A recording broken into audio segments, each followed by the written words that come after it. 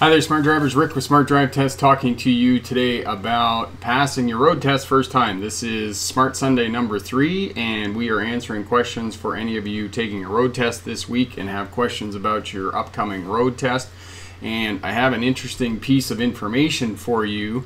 I was talking to one of the driving instructors down at ICBC, which is our local testing authority here in British Columbia. ICBC stands for the Insurance Corporation of British Columbia, which it's somewhat interesting why an insurance company is responsible for testing for licenses here in the province of British Columbia. However, one of the things that I said was talking about students who were saying to me that they failed their road test because of one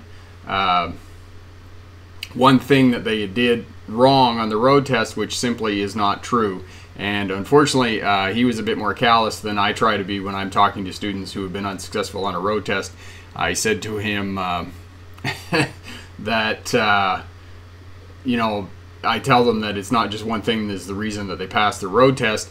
And he said, yeah, they have a limited amount of time that they are able to talk to students about the problems and challenges that they're having with their driving, so they don't get to cover a whole lot of stuff. And he did say that they somewhat sugarcoat what they're telling you in terms of the feedback that they're giving you. So essentially what they're saying is that there's a lot more wrong with your driving than just what they're telling you. So when you come on and tell me one thing that you did wrong on your road test, there's probably more than that that's going on, and you probably need to go back and practice some of the fundamentals again. So Brent Stover is trying to get 500 subs on his YouTube channel because he challenged his brother. Now, Brett, let me tell you something. Sub for sub does not work, okay? It annoys people on YouTube, and it doesn't work. You need to make valid comments on people's YouTube channel, and then people will come and talk to you and subscribe to your channel. And you have to put up good content. If you don't put up decent content, people aren't going to subscribe to your YouTube channel. And if you go sub for sub and you ask people to do that, you're just going to annoy them. So know that on YouTube, that's kind of a no-no in terms of going on people's YouTube channel and doing that. It's considered spam. So be careful with that, Brett. All right.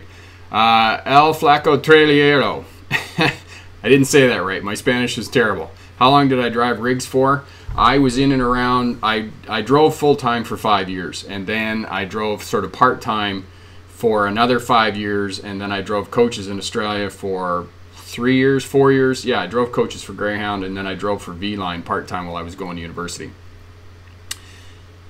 Arc Lancer was wondering if you do a video on what to do if you get into an accident and how to handle a situation with another driver. Hopefully nobody gets in an accident. Yeah, there is a video, Arc Lancer, there about what to do in the event of a crash. Now, one of the other videos that I was watching here on YouTube that was really good, the piece of information that I got out of it, and I'd have to look up the YouTube channel because I don't remember who it is, but I do know that this person publishes a lot of stuff, but I have to look it up, is after the crash happens, in the immediate aftermath of the crash, take a minute, make sure you secure the vehicle before you get out of the vehicle, because you don't want to step out of the vehicle and the vehicle rolls away and causes another crash. So that's one thing that I didn't say in my video, but do that. Make sure that you secure the vehicle before you get out of the vehicle to talk to the other driver. Mr. Uncle, I keep getting yelled at for making wide turns for right turns. Yes, Mr. Uncle Tings. Have a look at the video down in the description there for the other videos, and look for fundamentals of driving. That will help you with exercises that you can do in a parking lot, will help you with your wide turns, so that you can learn space and place of the vehicle and learn how to control the primary controls and get better at that. And then I would suggest that you do the 2x4 exercise that's in that as well. Essentially all you do is you go out and get an 8-foot chunk of 2x4, put it down on the pavement, and try and drive over it with both the driver's tires and the passenger side tires in both forward and reverse. All right, Ninya Britton. I take my driver's test next week, regular license. Awesome. Oh, you're from North Carolina. Perfect. Excellent. That's great. So that's the other question I asked at the beginning in the comments was where are people from and what class of license are you taking? Are you just taking a regular passenger vehicle license? Or are you taking a straight truck, air brakes, school bus, and or tractor trailer? Could you please do a video on how to alley dock on a rig? Now, when you say alley dock, are you talking about a dock that's inside an alley, or are you talking about a dock that's inside a building? Okay, just answer that question for me. Elk Grove, and I'm working to get a Class C license. Awesome. So Class C, Darcia. Just remind me, Darcia, where is Elk Grove? Is that here in British Columbia, or is that somewhere in the States? You're working on a Class C. So Class C is a bus license, like for driving a transit bus. Am I correct on that? Ninya Britain. Ninya, the road test in the United States, the road test in the United States tends to be shorter than it is here in Canada. It tends to be 10 to 20 minutes. It's not very long at all. And how you can maintain your road speed, look at the video. I don't know whether it's in the description, but on speed control, it might be, the video might be there in the description down at the bottom. Just have a look at that, and that will help you with that. And essentially what it is just going out to a parking lot and playing with the throttle. And then one of the other ways that can help with your controlling the throttle is a good scanning pattern. So looking far down the road, looking at the instrument panel, looking just in front of the vehicle, looking at your instrument panel, checking your mirrors, looking far down the road. So you want to get a scanning pattern, and once you get that scanning pattern in place, that'll help you with maintaining the control of the throttle. Glow Gang, I'm 18, never took a driver's ed. What do they do at DMV to get your license? Well, Glow Gang, most of what you need is here on the channel. Look at the playlist, Pass Your Road Test Smart, and all the information that you need. Now, some of the key things for passing a road test: drive the posted speed limit or the flow of traffic, whichever is less. Do not speed for very long. This week school goes back, so all the school signs are going to be applicable. Do not drive over painted islands. Stop so that when you stop in traffic, stop so that you can see the tires of the vehicle in front of you making clear contact with the pavement. Don't block intersections. Don't have any dangerous actions. And shoulder check twice for every turn and every time you move the vehicle laterally. So anytime you make a lane change or you move sideways, you need to shoulder check twice. Once before you move, and then again immediately before you move. And you're going to signal approximately half a block before the turn. Now, just for everybody here, there's 4 basic components of any road test. It doesn't matter class of license, size of vehicle, where you are in the world. All road tests have this 4 same basic components, and those are speed management, space management, observation, and communication. So space management, don't get near anything else. Any road users, make sure that you have at least 3 or 4 feet between you and other cars and fixed objects and whatnot. So stay away from other vehicles and cars and road users and fixed objects. Speed management, make sure you do the posted speed limit or the flow of traffic, whichever is less.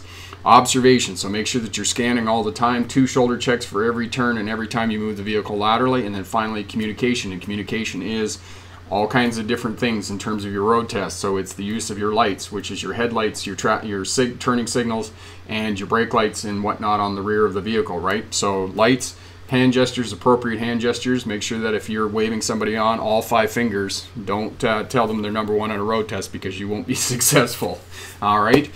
Most important for communication to other traffic is the position of your vehicle on the roadway. If you're in the left-hand lane, it's most likely, for the purposes of the road test, you're going to turn left. So know that the position of your vehicle is on the roadway is imperative for communicating to other traffic your intention. All right. Tony, it's true sometimes driver instructors on a road test ignore minor mistakes as long as they view your driving as very safe? That is very true, Tony. One of the things that I will just remind you about on a road test is you do not have to be perfect on a road test, okay? You are allowed a certain amount of demerits. Here in British Columbia, it's 45 demerit points. If you go above 45 demerit points, you're not going to be successful. That number of points may vary a little bit, but the test doesn't have to be perfect. And as long as your basics are in place and you can handle the vehicle safely, and the driving examiner at no point gets the pucker factors, which I call it when they go and they're terrified, then you're probably going to be successful on your road test. And as I tell students, all you have to do is take away the examiner's right to fail you. That's it. Nothing more, nothing less. Okay, so know that. Hello, I'm Joseph. I'll be doing my G road test in Toronto on Friday. Good luck on that. Joseph, yes. Okay, I bypassed the G2 road test because of experience certificate from my country. Any advice on taking road test in Toronto? Just those 4 basic components, Joseph. Space management, speed management, communication, and observation. And obviously, it'll depend a little bit where you're taking your road test in Toronto. They may take you out on one of the highways, the Don Valley Parkway, the Gardner Expressway, or the 401, depending on where you are there. So just know where you're going to take your road test, which driving center, which MTO center you're going to be taking your driving test, and then just be sure to practice in that area before Friday so you got a good sense of what you're doing and those types of things. And again, just remind you, and I'm going to talk a little bit about this more in the presentation I've got here for you, that school goes back in this week, and because school goes back in this week, you need to keep an eye out for speed zone signs and school signs and those types of things, and I'll talk more about that in the presentation. Okay, Nate. Hey Rick, a week ago I pulled in front of a motorcycle who I thought I had more room to pull out in front of. But he pulled beside me and told me not to do that. Yeah, how do I judge gap better? That's a really good question, Nate, because one of the things about judging gap is that the smaller the vehicle, such as motorcycles, pedestrians, bicycles, and those types of things, it's harder to judge the space between you and them, and it's also harder to judge how fast those smaller vehicles are going. So that's going to take a little bit more experience for you to be able to judge that. So do just know that for the smaller the vehicle on the roadway, the harder it is to judge gap and space. And so if you're not sure, just hang back and wait and let them go past and then proceed. Yes, Seth told me I look like Ed Harris, which is a nice compliment because I think that Ed Harris is a good-looking person. So thank you for that. Okay, Rachel, I applied for Class B and I took the test, air brake and general and the school bus, and now I want to add combinations for future in case I want to change to Class A. I could do that now. I think what you're asking me is the air brakes. The air brakes doesn't differ. Rachel, tell me where you are in the world, because that'll make a difference to my answer for your question. You may have to upgrade or may not. If you're in Ontario, you're going to have to upgrade. If you're somewhere else, you probably won't have to. Starsky, I've got a driver's test coming up this Wednesday, and what are some tips for the road test? Okay, we already went over some of the tips. Don't drive over painted islands. Make sure you shoulder check twice for every turn, every time you move the vehicle laterally. Make sure that you observe and scan well. Make sure you stop in traffic so you can see the tires in front of you making clear contact with the pavement, posted speed limit, or the flow of traffic, whichever is less. So those are some of the major ones. So you're in New York. Okay, in terms of air brakes, you won't have to upgrade your air brakes because in New York you have to take the trailer component with it anyway. So once you get to a Class A, or a tractor trailer rather, then it's just simply a matter of upgrading your license and taking the test for tractor trailer. And when you do your tractor trailer, all you have to do is you will have to know the air brake component for the practical portion of that test. So just know that as part of upgrading to a tractor trailer. Not a problem, Nate. And thank you so much for that compliment. That was really nice. Thanks, Rick. I recently just got my license thanks to you and your videos. And yeah, and the other thing I'm going to show you, Starsky, what are some of the things that can make you fail automatically? Some of the things that can make you fail automatically are dangerous actions. For example, if you make a left-hand turn and the gap is not sufficient for oncoming traffic, yeah, that's an automatic fail. If you bang over the curb in a parallel park, and when I mean bang, I don't mean kind of nudge or bump the curb. I mean back the wheel into the curb so that the body rocks on the chassis. That's going to be an automatic fail. If you speed for an extended period of time, that's an automatic fail. If you speed in a school zone, that is definitely an automatic fail on a road test. If you drive over the curb, that's an automatic fail. If you crowd a pedestrian, automatic fail. So just know that those are some of your automatic fails. But what I encourage students is make sure that you just take your time. Speed, space management, observation, communication. If you have all those pieces in place, then you're going to be fine on your road test. Matt, thank you. Ed Harris. Yes, that's due tonight on Ed Harris. It must have been, you know, I was doing my hair earlier, and maybe that's why I'm looking like Ed Harris. So, okay, Nate. Also, when making a left-hand turn, You say you have your front tires over the crosswalk, but what if there is a pedestrian? Okay, when I say put the front steer tires on the front crosswalk line in preparation for a left-hand turn, there aren't going to be any pedestrians because the through traffic is going forward, so the pedestrian traffic's not crossing over the crosswalk, Nate. Okay, so you're going to be okay there in terms of doing that. Not a worry, Starsky, all good. Hopefully you're going to be successful on your road test. Just see if anybody else has questions I missed. Okay, Darcia needs some tips on how to park. Again, look at the fundamentals of driving down in the description box there on that video. Go and rent some of those 36-inch, 1 meter tall pylons and go to a parking lot and do that. And that will help you with your parking and make you better, give you better control of the primary controls when you're learning how to drive. So that's the best way to do it. Okay, Kinsey Happy.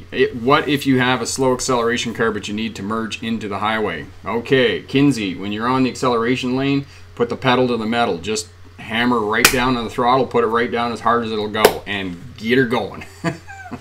Because I have a little car too that has a 4-cylinder and it doesn't go too far, but when you put it down right to the floor, it should get up to a decent speed for you to be able to merge over onto the highway. And as well, if you signal early, other traffic is going to help you out and they will try to move over or slow down to let you merge onto the highway. So that's the other key to that.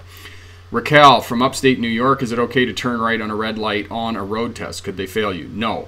Raquel, the only place in New York City or New York State that you cannot turn right on a red light is New York City itself. Okay, so if you're not in New York City proper, then you're okay to turn right on a red light. It's in the DMV manual. I had a comment from a user, a smart driver, last week, and they asked me that question, and we looked it up in the manual, and in fact, you cannot turn right on a red light in the state or the city of New York proper. Okay. Don, could you explain a shoulder check in detail? When to do? Do I do it before I signal or before the turn? Okay, Don, you have to shoulder check twice for every turn, and the direction that you're going to turn, whether it's left or right, you simply turn your head 90 degrees in the direction that you want to look. You don't have to look any farther than that, just 90 degrees. Quick turn of the head, because we have two kinds of vision.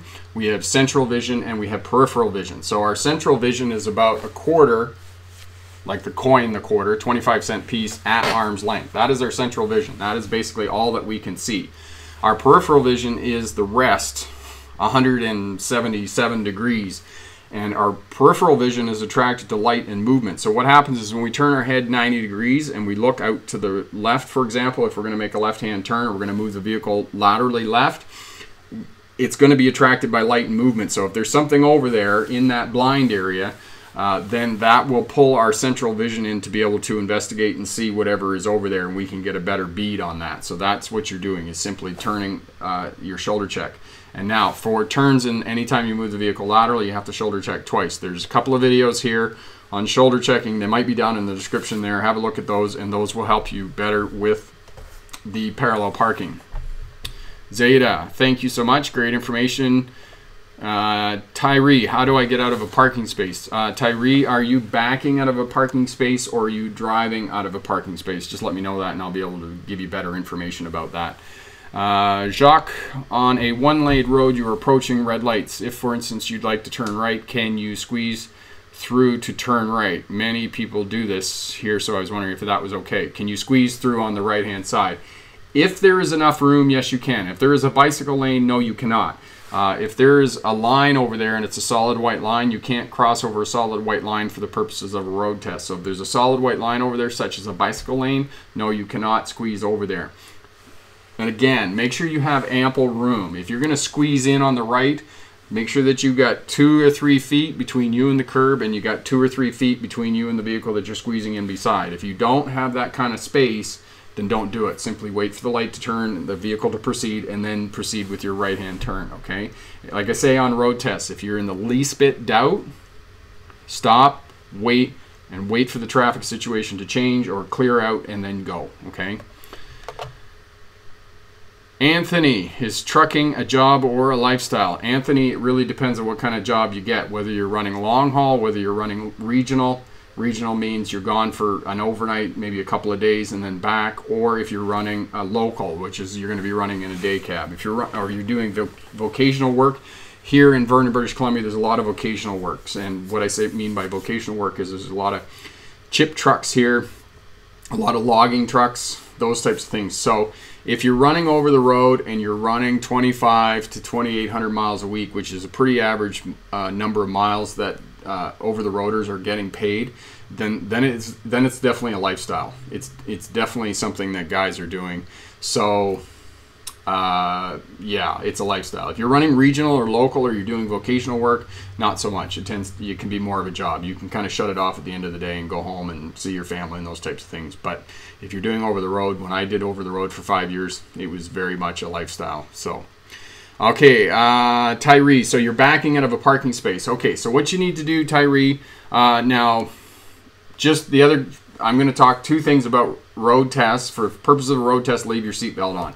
Simply put your left hand over the back of the driver's seat if you're driving on the right side of the road, and then turn your body around so you can see out the back window, and you're going to back out, and you're going to go out very slowly.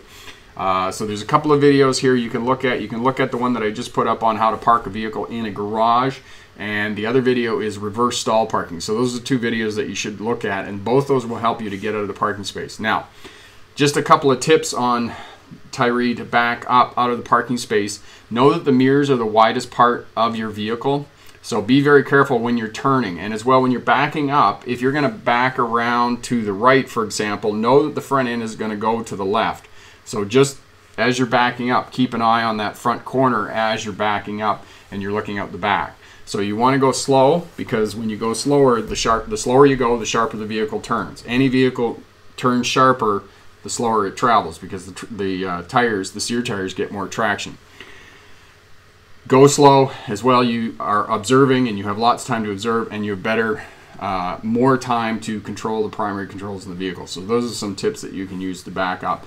And the other thing I would suggest again is to go and get some of those 36-inch 1 meter tall pylons and just work on some of that in the parking lot, you know, a big parking lot that doesn't have any cars and that type of thing around. And then when you get into these tight spaces, reverse stall parking and those types of things, it's going to be easier for you. So those are some tips for that. Okay. Mr. Gustav, how much should I slow at an unprotected intersection? You shouldn't slow at all unless there's some sort of traffic situation that warrants, you know, that could potentially materialize into some sort of dangerous situation. Then you simply want to cover the brake. And there's a video here on the channel on covering the brake. Have a look at that as well, and that will help you. But for the most part, if you're just traveling down a main road and there's other roads that intersect with that road, you don't have to slow down. You simply have to take caution, scan well, and cover the brake if you think something is going to materialize into a hazard that's going to cause you to stop. Tony, is the speed limit in a school zone automatically below 30 kilometers an hour? I've been practicing, and I noticed some school zones have signs but not stating the speed limit. Okay, so what we're going to do, Tony, we're going to go over to the PowerPoint presentation here in 1 second. Have a look at the video that I just put up yesterday on school signs, and that will help you with that, okay? Left and right hand turns, Santosh. Have a look at the playlist for turning left and right, and that will give you all of the information you need for turning left and right, okay? Don is in Hawaii. Awesome. I was told to parallel park between two cars. Is this normal? Excuse me. Don, that's not normal. Parallel parking between two cars. Often they don't make you do that. Usually they just make you parallel park behind another vehicle, or they have a closed area where they make you park off pylons or something like that. So no, that's not usual.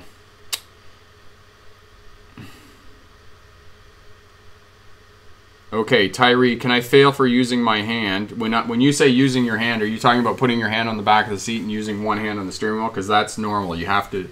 That's the way you do it for the purposes of a road test. You have to look out the back window. You cannot use a backup camera for the purposes of the road test. Jacques, yes, if you're driving in the rain, turn your headlights on. It's just a safety feature. It really just makes you so much more visible and keeps you safe in terms of raining. And there's also a video on here on turning your headlights on. I was driving in the rain and somebody didn't have their lights on. I was having a go at them about that. So,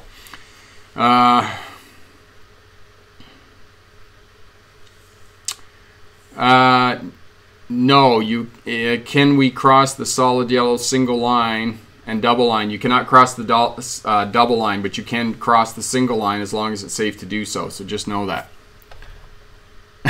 Nate, what's the fastest you've ever gone in a car?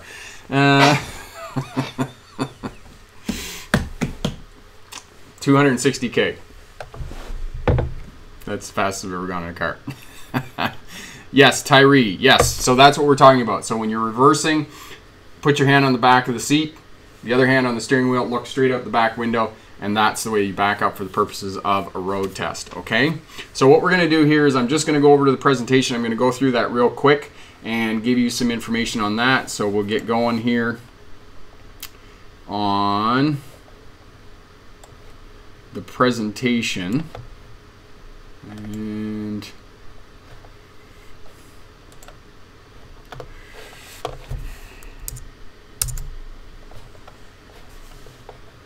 turn that off.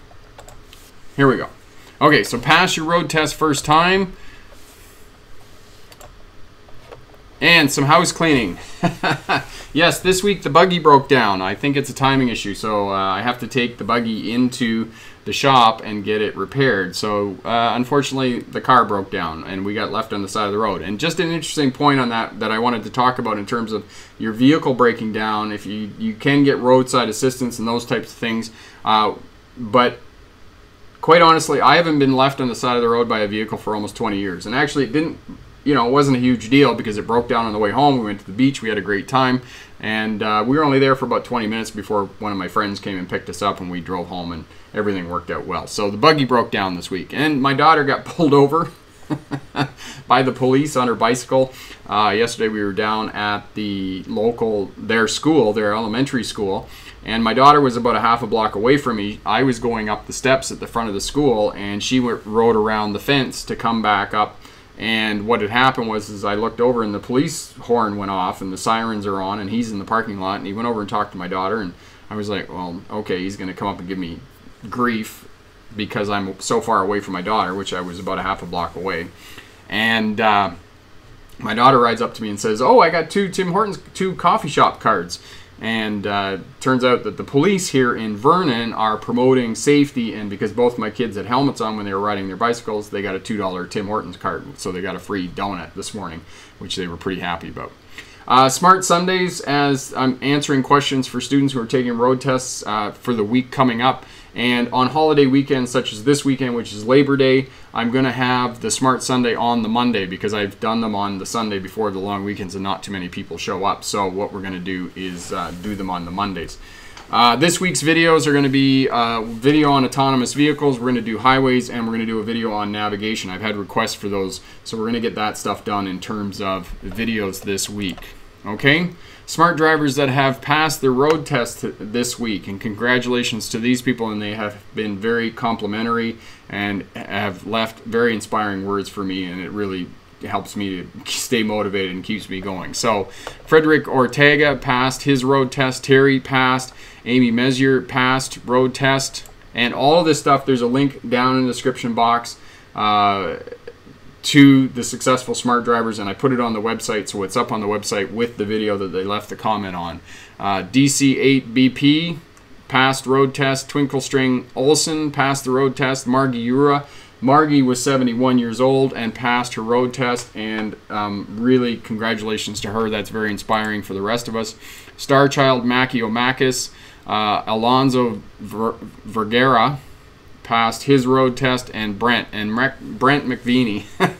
Brent passed his road test in the big 1500 Dodge Ram with some straight pipes on it. He was asking me whether he should take that truck or not for the purposes of his road test. I did counsel him to maybe think about getting a smaller sedan, but he did, and he passed, and he was very happy about that.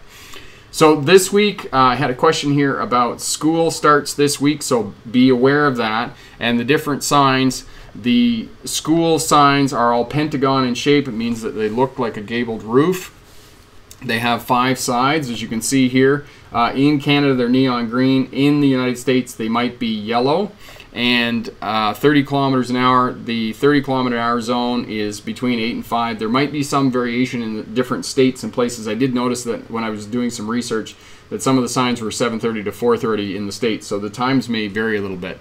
And there are, for school signs, there are 2 people on the sign, and the way I remember that is when 2 vowels go walking, one does the talking. So there's 2 people on the school sign, which designates a crosswalk and those types of things. So this is the school crosswalk sign. It's a regulatory sign. This would be the square one here, this one here, with the 2 people on it. That's a crosswalk. And then I'll just... here we go. Okay, just move over here.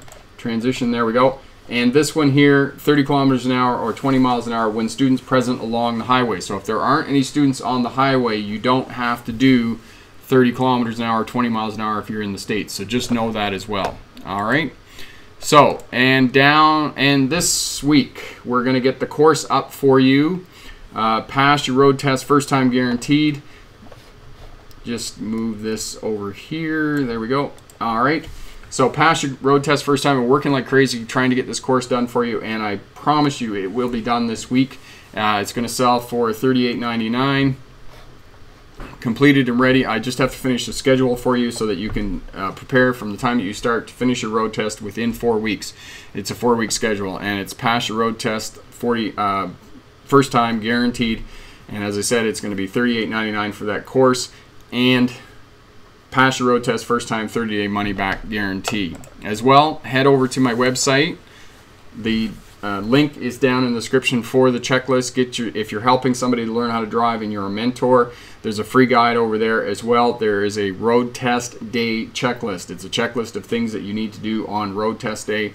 Remember your prescription glasses, remember your license, do a pre-trip inspection on your car, what to do when you get to the licensing center, and those types of things. So all of that information is there. So let's just have a look here at, see if we have any comments. Lots of stuff here.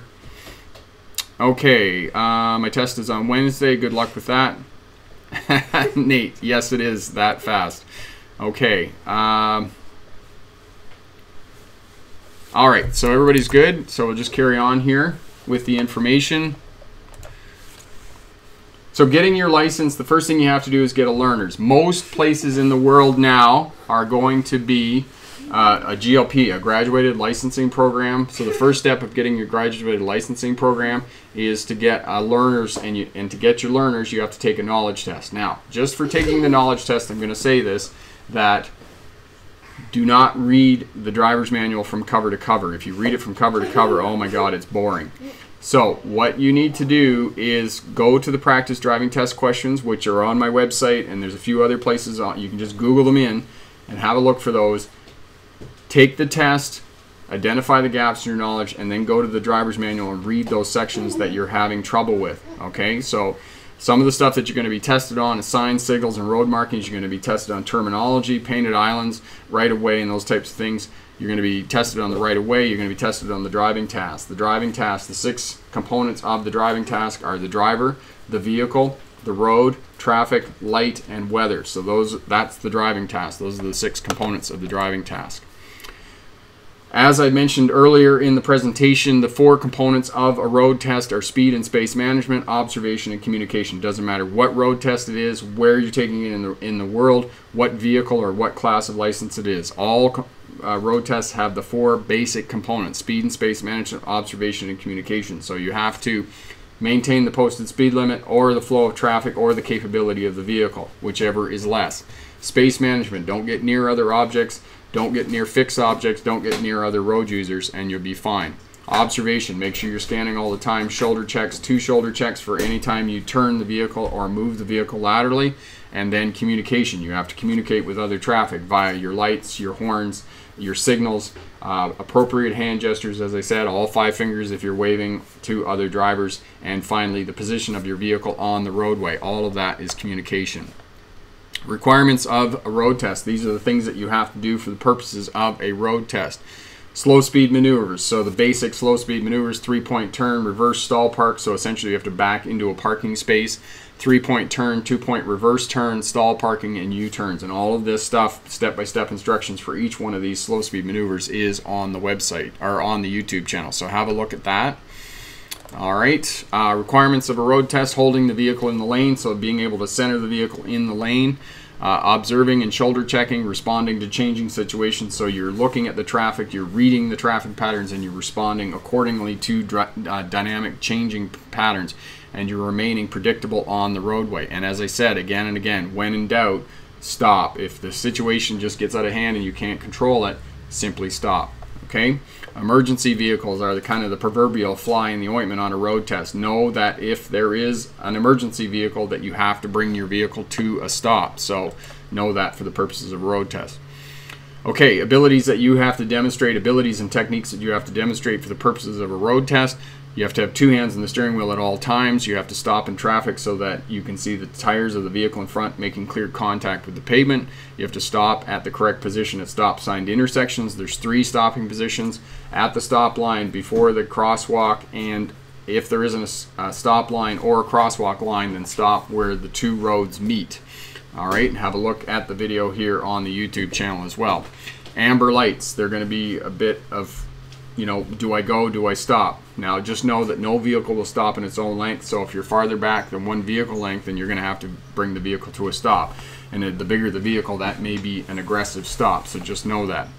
You're going to have to know who has the right of way at controlled and uncontrolled intersections, and you're going to have to know right of way. Okay? So you can take driving lessons. If you do not take driving lessons and just rely on the information that I've provided here on the YouTube channel, I do strongly encourage you 7 to 10 days before your road test to hire a local driving school and get them to do a mock road test. So do a mock road test if you're not doing driving lessons with a local driving school. And then practice, practice, practice. And the more practice you can get, the better you're going to be on your road test, because you need to practice as much as possible. Practice in different driving environments and practice in different vehicles. Okay, but once you get near your road test, once you get 2 or 3 weeks out from your road test, just stay in the same vehicle. Don't move around between vehicles once you get to your road test. Okay, parallel parking. I've had several students say to me, oh, I failed the road test because I hit the curb when I parallel park. If you nudge or bump the curb and you know that you did and you just pull ahead and adjust, you're not going to fail your road test. However, if you hit that curb hard enough that the body of the vehicle rocks on the chassis, then yes, you're going to fail. Or if you push the wheel up over the curb, yes, you're going to fail your road test. All right, the good, the bad, and the ugly. Sometimes bad drivers pass and sometimes good drivers fail. Sometimes everything just goes all right, or sometimes things can just go all wrong. And just know that you may not be successful on a road test because of that. And know that driving examiners are human as well. Okay, the fundamentals. Learn the basics of driving. Get as much practice as you can. And again, luck favors the prepared. So know that the more you practice, the better you're going to be. Master the basic skills and prepare for the opportunity. And as I said again and again, all you have to do is take away the driver examiner's right to fail you. On road test day, get a good night's sleep, bring your documentation, bring glasses, and bring your money. And yes, I know there's a few lucky ones out there that the road test doesn't cost money, because there's an organization that you're involved with that's paying for that. But for the most part, you have to bring money and they need to pay for the road test. Make sure when you go into the road test center, if there's designated parking for licensed or examinees, people who are taking a road test, make sure you back into the parking stall. That way you're not going to be nervous and trying back out of the parking space into a busy parking lot when you start your road test. So make sure that you back into the parking space. And for the purposes of your road test, keep going until they tell you to stop. Do not stop and get all flustered by a mistake. Simply move on and get on with the road test. And simply all you have to do is take away the examiner's right to fail you. Nothing more, nothing less. All right, and finally, good luck on your road test. So we'll just head back here to the comments, have a look. Okay.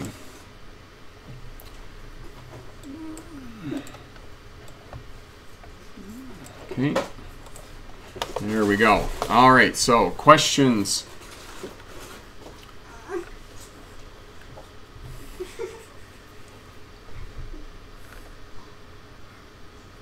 I like the fact that everybody is having a conversation here, which is great.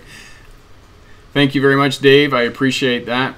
Okay, Nathaniel, is it legal in Massachusetts to take a left turn when you're in an intersection after inching out while the light was green? So even if it turns red, it's legal. Okay, Nathaniel, if you're in the intersection, you get caught in the intersection on a left-hand turn, you own that intersection. You have to wait until it is clear and safe to go, and then you can proceed. Know that you have to wait until the traffic clears. You can't make sure that they're stopped before you inch out there and commit to your left-hand turn. And know that you own the intersection. Do not go until it is absolutely safe, because if there's a passenger in that vehicle and they get T-boned, unfortunately they're probably not going to survive that impact. So know that T-bone crashes are probably one of the most dangerous crashes now in terms of traffic safety and those types of things. Okay, so just know that. Okay, Isabella the Great. On a green light turning right, is it safer to pause or can you just go? You have to scan as you're coming up to the intersection, Isabella. And if it is green and the way is clear, you can go. But just remember, green does not necessarily just mean go. Green means you can go if the way is clear. Okay, you don't necessarily have the right of way. Remember, the right of way is given. It's not taken. So unless somebody gives you the right of way, you don't have the right of way. So just keep that in mind when you're turning. Okay? All right. Okay, I'm sweet 15. I'm in New York, it happened fast. Okay, let's see. I'm sort of in the middle of the story here trying to read the comments, so.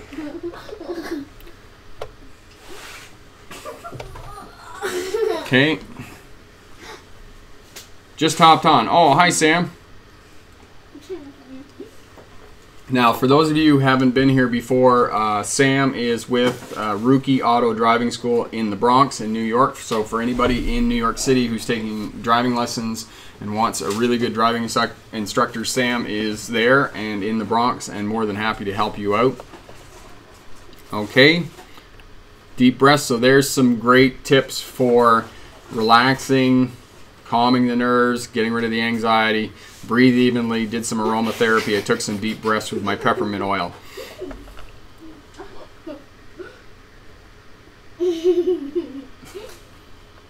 Yes, my kids are in the background and they're making a lot of noise and they're laughing. So we're going to press on here. Sam.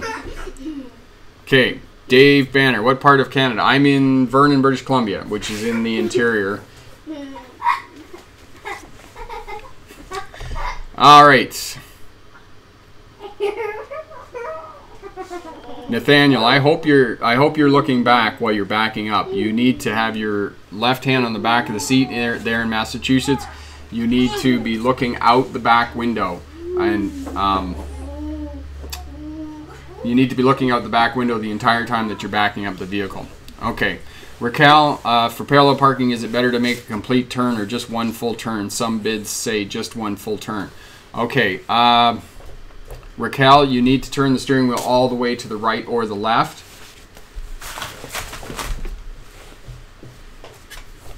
All right. So you need to turn the steering wheel all the right and then parallel park, okay? And I don't know where you can do U-turns in Alberta. As part of Canada, it is not part of the driving culture to do U-turns, okay? So, in which situation would you use your high beams? Jacques, anytime you're on a dark road at night, you're going to use your high beams if they're on other vehicles. If you're tired, I don't recommend using high beams at night because oftentimes you forget to turn them down when you're driving at night. So, don't do that, okay? So, I think unless anybody has more questions, we're going to leave it there. My kids are getting unruly, as you probably noticed them walking around in the background there. So, we'll leave it there. If you have any comments or questions, I'll hang around for a few minutes on comments and be more than happy to answer your comments. As I said, it's back to school week, so know that all the school zones, pay attention to those. Pay attention to the school zone signs that are going to be in for most of the day. Okay? And if you do speed on a road test in a school zone, that's an automatic fail, so don't do that. All right? Okay? Andrew, you are most welcome. Okay, so as I said, I'll be around on comments for a few minutes. I got my 45 minutes with the kids. They've been really great. So I'd like to thank my kids, Scout and Byrne, for hanging out and not talking too much while I was trying to get the live stream done and answer your questions for you. And I would like to thank all of you for showing up, asking questions, and making all of this possible, and for your compliments and inspiring words. All right? And good luck in your road test if you're having a road test this week. And remember, pick the best answer, not necessarily the right answer. Have a great day. Bye now.